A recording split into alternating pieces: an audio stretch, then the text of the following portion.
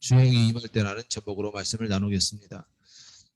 요엘서 2장 28절로 32절까지의 말씀입니다.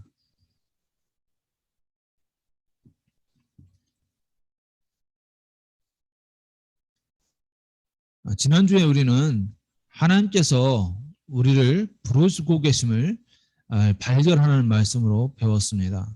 호세아서를 통해서 절망과 낙심과 위로움 가운데서 하나님께로 돌아오라고 하나님이 부르고 계시다. 그리고 열정과 헌신과 성실함 가운데 우리의 삶을 회복해야 한다고 말씀을 들었습니다. 하나님은 우리에게 하나님을 알라, 힘써 하나님을 알라고 말씀하시는 것들을 보았습니다. 오늘은 요엘서 2장 28절부터 32절까지의 말씀을 가지고 주의 영이 임할 때라는 제목으로 말씀을 나눕니다. 구약성경은 하나님의 영이 임한다는 것에 대해서 몇 가지의 기록을 볼 수 있으면 남기고 있음을 볼 수 있습니다. 대표적으로 세 명의 그 하나님의 영이 임한 사람들에 대해서 살펴보도록 합니다. 삼손입니다. 삼손은 자기가 사사임에도 불구하고 하나님의 사역에서 멀어지고 사사의 삶에서 멀어졌을 때 잡혀가게 되고 눈이 뽑히고 감옥에 갇히게 됩니다. 그러나 하나님께서 주신 사사로에서의 삶을 자각할 때 하나님의 영이 임하면 그 삶을 자각하게 되고 그 삶을 자각하게 되면 변화되어져서 진정한 사사로서의 삶을 살아가는 것을 볼 수 있습니다. 사울은 어떻습니까? 사울도 하나님의 영이 임하는 것들을 몇 번 경험하게 되는데 대표적인 예로 사무엘상 10장 10절에 보면 사무엘이 하나님의 영이 충만한 곳에 가게 되자 하나님의 영이 임하게 되고 그렇게 되면 하나님의 뜻을 예언하게 되는 그런 역사가 발생하게 됩니다. 이사야는 하나님의 영이 임할 때마다 하나님이 말씀하시고 그 말씀을 감당하는 사명을 감당하는 삶을 살아가게 됩니다. 구약성경은 하나님의 영이 임한다라고 말하는 것을 많이 나타나는데 신약에서는 성경이 하나님의 영이 거한다라는 내용으로 많이 나타나고 있는 것을 볼 수가 있습니다. 구약은 하나님의 성령은 선지자와 제사장과 왕의 사역에 대한 하나님의 증표, 하나님이 나를 위한 네가 나를 위해서 일을 하고 있다, 해야 된다는 그런 역할을 위해서 은혜를 베풀어 주시는 것입니다. 구약에서의 하나님의 영은 하나님의 사역을 하는 자들에게 하나님의 필요하신 그 순간에 임하셔서 함께 하십니다. 하나님의 영은 사역을 하는 자에게 주어지는 영이었습니다. 신약에 있어서는 하나님의 영, 성령님은 한번 임재하시면 내주하시는, 계속해서 그 안에 거하시는 하나님이십니다. 우리가 오늘 성경에 대해서 성령에 대해서 배우고자 하는 것은 아닙니다. 그러나 우리가 성령에 대해서 알고 있어야 유혹당하지 않고 사단의 꾀임에 빠져 넘어가지 않고 희생자가 되지 않습니다. 초대교회 이단은 예수님과 관련된 부분이 많았습니다. 그래서 사도신경을 보면 성부 하나님에 대해서 언급이 그렇게 많지 않습니다. 성령 하나님에 대해서도 언급이 많지 않습니다. 오직 성자 하나님에 대해서 언급이 많은 것을 볼 수 있습니다. 왜 그러냐면 그 당시에 이단들은 그 예수님이 하나님이시다, 사람이 아니다. 예수님이 사람이다, 하나님이 아니다. 진짜 사람이며 진짜 하나님이신 예수님, 그게 아니라 오직 하나다, 사람이다, 하나님이다. 그런 쪽으로서의 이단이 많았습니다.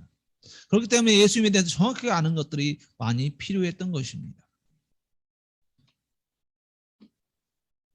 현대교회는 교회론과 성령론의 이단이 많이 있는 것을 볼 수가 있습니다. 그렇기 때문에 우리는 성령론에 대해서 좀 배워야 되는데 한국은 그 성령 운동을 많이 하는 나라 중에 하나였습니다. 1980년대, 70년대, 80년대에 한국에는 대부흥이 있었습니다. 지금은 많은 외국 사람들이 한국에 많이 찾아왔었습니다. 여기 코비드 19이 발생하기 전까지는. 그래서 한국에 방문 행사를 하면 대만에서도 여의도에 많이 가서 순복음교회 가고 큰 교회들 가고 기도원에 가서 기도하는 거 참관하는 것이 일이었습니다. 그러나 그 전에는 어떻습니까? 한국에서도 많이 미국에 많이 갔습니다. 세들백 교회 가서 많이 행사에 참석하고 그 교회의 모습을 보고 수정교회 가서 참석하고 그 모습을 보는 것들을 우리는 옛날에도 경험을 했었습니다. 한국의 부흥은 순교와 신앙과 기도에 있다고 말을 합니다. 그리고 우리 3, 40년 전에는 그 부흥회가 굉장히 많이 있었던 것을 우리는 알고 있습니다. 우리 3, 40년 전에는 모든 교회가 대부분 신년 부흥회를 했었죠. 그래서 은혜를 받고 하나님 앞에 헌신하면서 한 해를 시작하게 됩니다. 그렇게 시작하기를 소망하면서 진행을 합니다. 그리고 많은 교회들이 함께 참여합니다. 그리고 많은 성도들도 함께 이웃에도 함께 참여하죠. 그리고 성령의 역사와 소망과 은사를 소망하면서 기도하고 그 기도를 통해서 또 많은 역사와 은사를 경험하게 됩니다. 부흥회가 끝나면 많은 성도들이 변화되어지고 또 역사가 나타납니다. 부흥을 통해서 기도의 훈련이 되어지고 은혜 안에서 세워지고 하나님 앞에 헌신하게 되어집니다. 부흥의 기간 동안에 소망하는 마음으로 열심히 참석하고 기도하는 이들에게 하나님의 은혜와 하나님의 성령의 충만한 모습들을 경험하게 됩니다. 목이 쉴 정도로 찬양하고 깊은 기도, 열정의 기도를 할 때 하나님이 그 안에 은혜를 베풀어 주시고 각종 은사들을 부어 주십니다. 기도의 동안에 많은 은사와 은혜들을 보게 됩니다.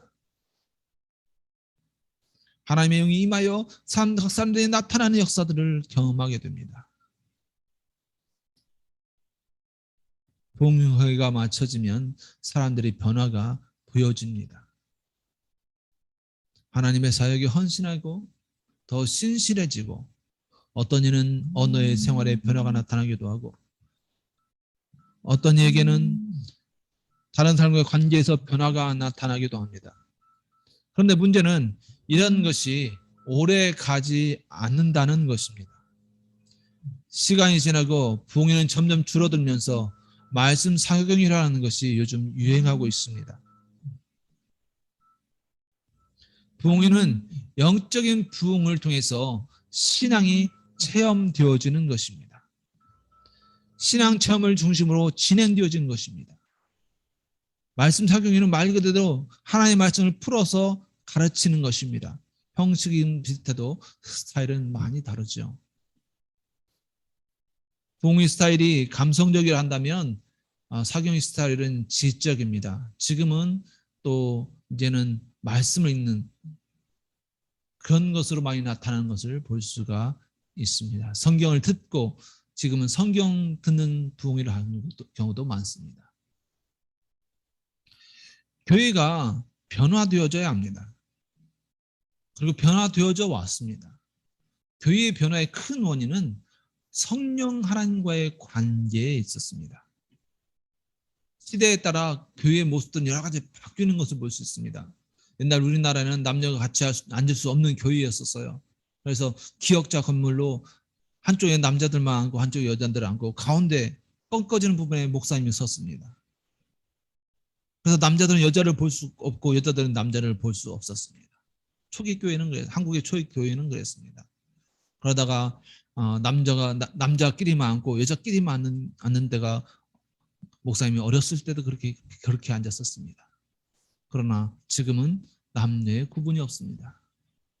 모두 다 마음대로 앉을 수 있는 그런 상황입니다. 필리핀의 교회들 보면 원주민들의 교회들 보면 지붕만 있었으면 됩니다. 기둥만 세워져 있고 지붕만 있으면 뭐 상관이 없었습니다. 그러나 지금 어떻습니까? 그런 교회들에도 다 이제는 에어컨이 들어가고 벽이 필요하고 또 에어컨이 필요하고 그런 상황이 되었습니다. 물론 성령님과 관계없이 사회의 변화일 수도 있지만 그 모든 것이 교회는 변화되어 가야 된다는 것입니다. 교회가 주장하며 나아가는 방법도 변화되어집니다. 그러나 변하지 않는 것이 있는데 그것은 하나님이 임재하신다는 것. 하나님의 임재입니다. 하나님 임재하시고 우리의 삶 가운데 떠나지 않는 것. 그것은 지금도 앞으로도 변하지 않을 것입니다. 하나님의 임재는 사람들에게 분명한 현상을 남깁니다. 오늘은 바로 하나님의 영이 임하는 자, 그 사람은 다른 사람과 다르다는 것을 발견할 수 있게 되어집니다. 첫째로 하나님의 영이 임재하는 그 사람, 하나님의 영이 임하는 그 사람은 다른 사람의 생각을 뛰어넘는 일을 하게 되어집니다. 28절에 보면 이렇게 말씀하고 있습니다. 그 후에 내가 내 영을 만민에게 부어주리니 너희 자녀들이 장래일을 말할 것이며 너희 늙은이는 꿈을 꾸며 너희 젊은이는 이상을 볼 것이며 라고 말씀하고 있습니다. 자녀들이 장래일을 말할 것이라는 것은 무엇입니까? 이건 바로 하나님의 영이 임한 자들의 다른 삶의 문인데 장래를 말한다는 것은 그들이 해안 앞으로 일을 잘 볼 수 있고 예측하고 준비할 수 있다는 단적인 말만은 아닙니다. 하나님의 영으로 보는 것입니다. 꿈을 꾼다는 건 무엇입니까? 비전을 향해서 나아가는 삶을 가질 수 있다는 것입니다. 이상을 본다는 것은 무엇입니까? 그가 이성적인 사고에서 감성적인 사고, 감성의 신앙에 민감한 삶을 가진다는 것입니다. 그 삶에 은사가 나타난다는 것입니다. 은사가 왜 우리에게 주어지는 것입니까? 하나님의 사역을 하기 위해서 하나님이 우리에게 은사를 주시는 것을 볼 수 있습니다. 하나님을 하시기 위해서 하나님이 하나님의 은사를 베풀어 주십니다. 하나님이 부어주시는 영으로 삶의 변화가 일어나는 것입니다. 오늘 본문을 보면 우리가 알 수 있는 것이 보는 것, 듣는 것, 생각하는 것이 달라진다는 것입니다. 장래일을 말한다, 꿈을 꾼다, 이상을 본다. 이건 보고 듣고 생각하는 것이 달라지는 것을 총칭하는 것입니다. 항상 비판적 입장으로 모든 것을 비판하는 그 사람이 하나님의 영이 임재함으로 말미암아 긍정적으로 변화되어집니다.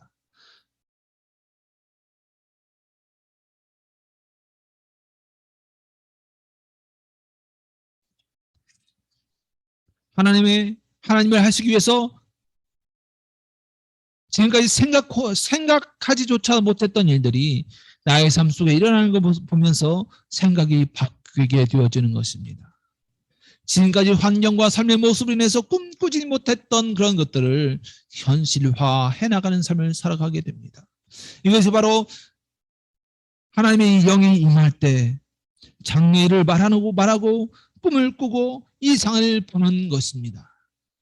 내 입장이 바뀌고 내 생각이 바뀌고 내 꿈이 바뀌는 것, 그것이 바로 하나님의 영이 임할 때 나타나는 일입니다.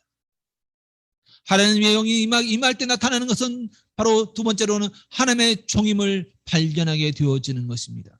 그때 내가 또 내 영을 남종과 여종에게 부어줄 것이며 남종과 여종에게 부어준다는 것입니다. 내가 하나님의 영이 임한다면 내가 하나님의 종이라는 의미입니다. 내가 하나님의 종임을 발견하게 되어진다는 것입니다. 로마서 6장 17절과 23절을 보면 두 가지의 종이 나옵니다. 죄의 종과 의의 종이 나오죠. 의의 종은 곧 하나님의 종을 말하고 있는 것입니다. 하나님의 종은 왜 하나님께서 그 백성들을, 그 사람들을 종으로 삼으십니까? 그것은 바로 하나님의 사역을 위해서 남종과 여종을 세우시는 것입니다. 하나님의 사역을 위해서 그 영을 그 남종과 여종에게 부어 주시는 것입니다. 하나님은 하나님의 영을 그 남종과 여종인 우리에게 부어 주시겠다고 말씀하셨습니다. 사도행전 2장 1절부터 4절에서 이미 부어 주셨습니다. 하나님의 영이 그 안에 임할 때 내주하고 역사하시는 성령님이 우리 안에 거하시는 것입니다. 우리가 침례를 받음으로 우리가 예수를 영접함으로 하나님의 성령이 우리 안에 임재하셨습니다. 하나님의 영이 부어 주셨습니다. 하나님의 성령이 우리에게 부어진 이유는 하나님의 사역을 감당하기 위해서입니다. 하나님의 종으로서의 삶, 일하는 자의 삶, 일하기 위해서 종이 되어지는 겁니다. 일하지 않는 종은 필요가 없는 것입니다. 하나님이 먹여 살리기 위한 종이 아니라 하나님의 일을 하는 종으로서 우리를 우리에게 은혜 기름을 부으시고 하나님의 성령을 부으신 것입니다.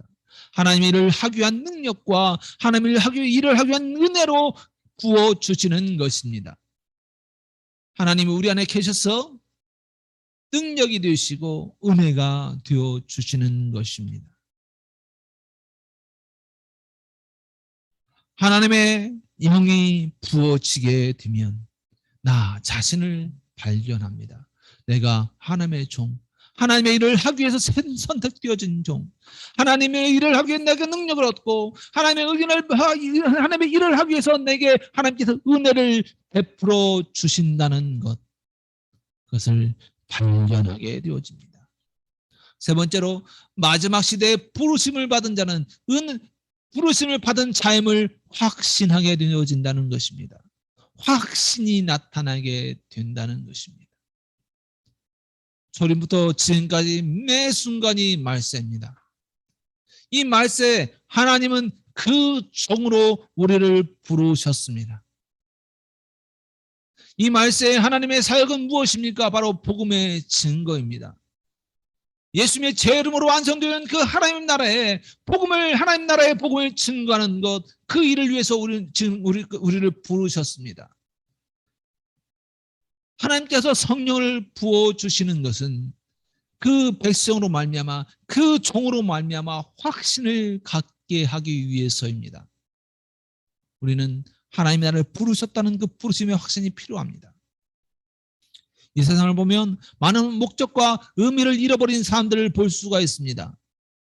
그냥 가진 것을 누리고 그냥 살아가는 사람을 볼 수 있습니다. 우리는 그런 사람이 아니라 비전으로 하나님의 부르시는 확신을 가지고 확신을 가진 비전의 삶을 살아가는 사람입니다. 내가 하나님의 부르심을 확신하는 그 자각으로 내 삶의 방향이 달라질 수 있습니다. 비전이 내가 살아가는 이유가 될 수 있습니다. 마지막 시대에는 확신으로 살아가는 겁니다. 하나님은 그 확신을 주기 위해서 그 백성들에게 성령을 부어주십니다. 오늘의 성경은 우리에게 말씀하고 있습니다. 우리가 보는 것, 우리가 듣는 것, 우리 생각하는 것이 하나님의 성령이 부어주게 되면, 주의 영이 임하게 되면 달라질 것입니다. 달라집니다. 하나님의 영이 임하는 그 사람은 자신에 대해서, 자신의 신분에 대해서, 사명에 대해서 명확하게 발견하게 되어집니다. 하나님의 성령이 임하시면 사명을 따라서 살아가는 자가 됩니다. 확신을 가진 자가 됩니다. 하나님의 성령이 보람이에게, 복음이에게, 우리 가족에게 임하십니다. 이미 임하셨습니다. 너희들이 예수를 믿을 때, 우리가 예수 안에서 거듭날 때 하나님의 영은 우리에게 임하셨습니다. 그러므로 우리는 보는 것, 듣는 것, 생각하는 것이 달라져야 합니다.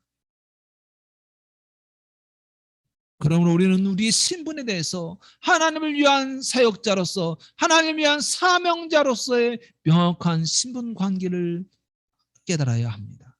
그리고 우리는 그 사명을 따라서 삶을 살아가는 자가 되어야 합니다. 하나님께서 지금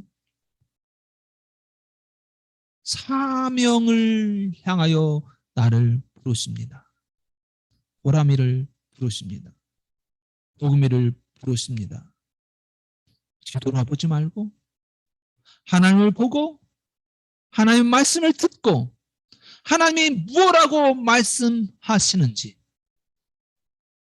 하나님의 뜻이 무엇인지 발견하고 하나님이 원하시는 사역을 향하여 나아갈 수 있는 은혜가 우리 보람이와 복음에게 임하시기를 축원합니다. 기도하겠습니다. 사랑하는 하나님 감사합니다. 이 시간 하나님의 사랑을 위해서 기도합니다.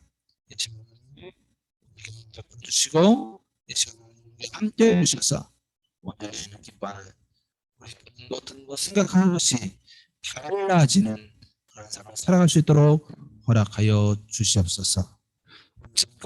함께 해주시고 심리에서 더 명확한 삶을 살아갈 수 있도록 도와주시고 하나님의 사명을 따라 우리 삶을 새롭게 하며 변화시키는 우리 삶을 될 수 있도록 도와주시옵소서. 예수님 이름으로